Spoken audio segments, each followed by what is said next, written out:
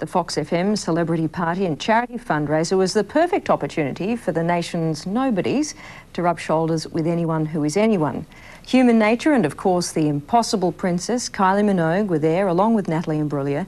And Kylie spoke exclusively to Patrick Lindsay about her plans for the future, which include gearing up her movie career.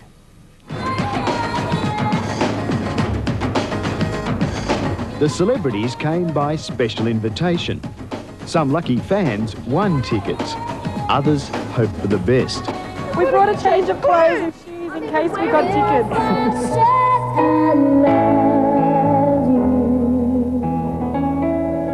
Inside, while Bachelor Girl warmed up the fans,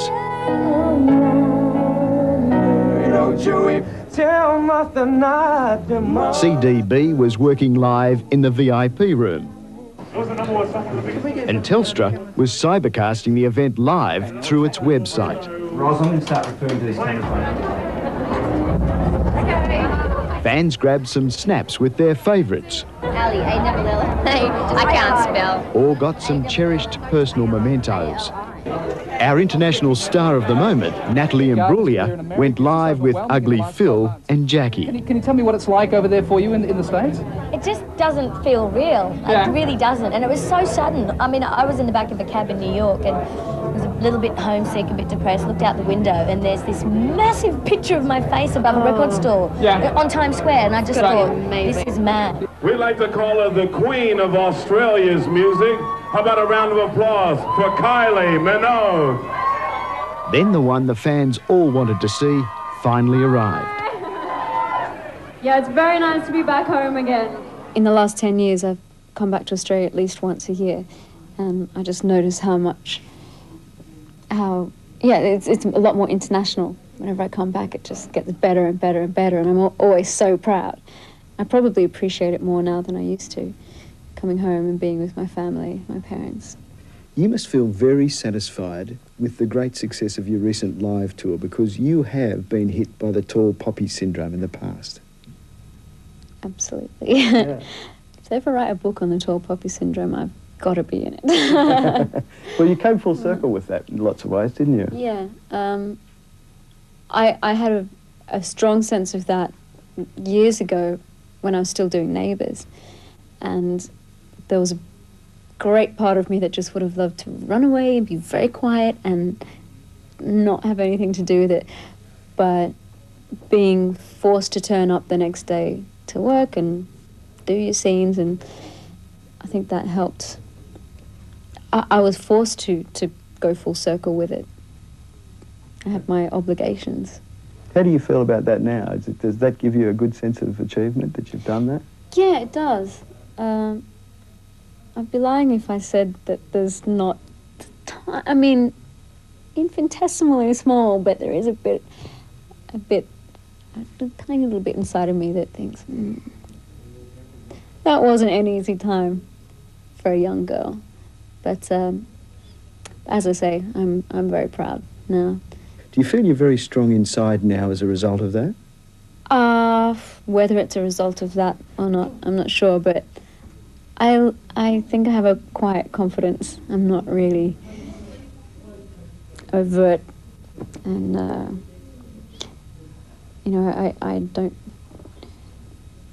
don't like to speak too much before things are done, but most things I set out to do, I have a quiet confidence that I can do it, and I know I'll do it very well. Do you feel that about your movie career? I hope so. Of course, I always allow room for mistakes, because there's things I do where I think I'm going to do very well, and would have been better off not doing it. But yeah, the film, it's exactly what I wanted. This year's turned out really well for me, and my plans for this year were to tour and to do a movie that this movie fits all the requirements, everything I wished for: an ensemble piece, an interesting story, Australian-based, low budget, kind of, a lot of the drive is people's enthusiasm and their love for the project. So, pretty lucky. Don't know what to wish for Christmas now. I've got everything. So how's your love life? You're the first person to ask me that today. That's brilliant. It's okay. I don't have too much to say about it, really. I'm not committed to anyone. No rings on the finger. No, that's true. So we'll see what happens. Just playing the field. Chilling out. It's not a bad life, is it? You and Danny are going to be working together at the Mushroom 25th anniversary concert coming up. How are you feeling about that? We did the Mardi Gras together in, February or March of this year. And that was brilliant. Our parents came up and had to say, Mum, Dad, be very open-minded this evening, please. We're going to the Mardi Gras. They loved it. Obviously, I don't see Danny all the time because, as you say, she's somewhere or I'm somewhere, but sometimes our schedules meet up and we get to hang out. I'm really proud of her. Natalie Imbruglia, welcome home. Thank you. You're here for the ARIA Awards tonight. Yes. Nominated for 9 awards. Yep, starting to get nervous. It's that day, so. You got 9 acceptance speeches all worked out? No, I haven't actually. Hopefully, not hopefully, but I mean, I don't think I'll be going up 9 times. But yeah, I should really start thinking of what I'd say if I do get asked. Well, the smart money is betting that you'll be up there a few times. Over the weekend, you performed a couple of times. You had the Pacific Circle Music Conference performance, and here in the Opera House you had another show. And there were reports that you weren't too well. You're on antibiotics or something. Yes, I'm starting to feel better now, though. I had a chest infection when I got here, so when I arrived in Melbourne, I was in bed for 3 days. But I'm starting to pick up now, so. That's good news. Which is good. It's no secret that times were tough for you when you first got to England, between the neighbours and before the pieces all went together. It must be a wonderful thrill to come back to Australia in such a wave of glory. Absolutely. I was on stage yesterday and the audience was just so welcoming and singing along, knowing all the words to my songs, and it was just a really great feeling.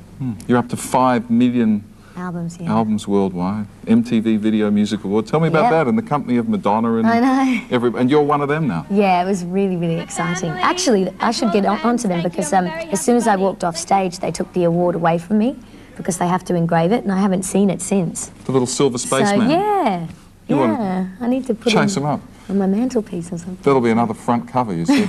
Natalie's award gone missing. How do you cope with all that stuff? I mean, you've become a darling of the women's magazines here. Every week there's a new revelation about your private life or your professional life or something. Yeah. How does that strike you? Well, I miss a lot of what goes on here. My mum has to inform me. She gives me the regular updates. But you've been very busy. I have been. I know, so she tells me.